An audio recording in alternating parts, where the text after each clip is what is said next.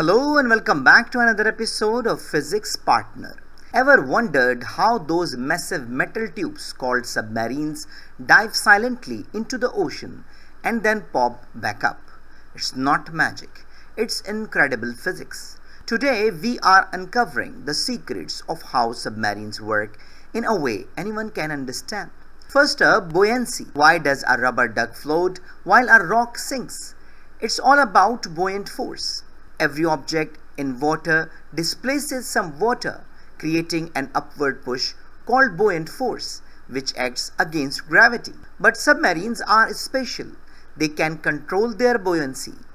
How? With ballast tank.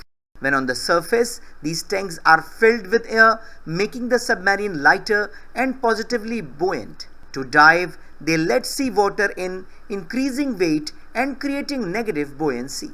To hover at the depth, submarines use trim tanks to balance air and water, achieving natural buoyancy. This means they neither sink or float.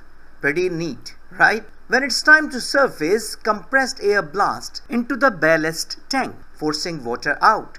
The submarine becomes lighter and rises back to the surface. Now let's talk about pressure. The deeper you go, the more water pushes down, increasing pressure. Submarines are built strong with watertight hulls made of thick steel to withstand these forces. What powers them? Many use diesel engines on the surface to charge batteries, which then power electrical motors for quiet underwater travel. Advanced submarines, like nuclear ones, use reactors to generate steam for propulsion, allowing them to stay submerged for months.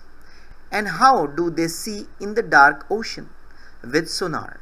It sends out sound waves that bounce back from objects, helping submarines navigate and detect other vessels. Modern submarines even use photonic masks with advanced cameras for better visibility. So there you have it, the amazing physics behind submarines.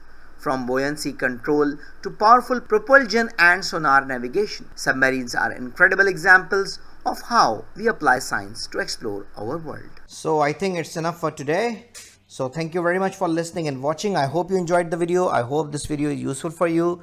So take care of yourself and don't hesitate to write an email if you have any question, query, suggestion, and even classes are required. Take care of yourself meanwhile. See you in the next video. Goodbye.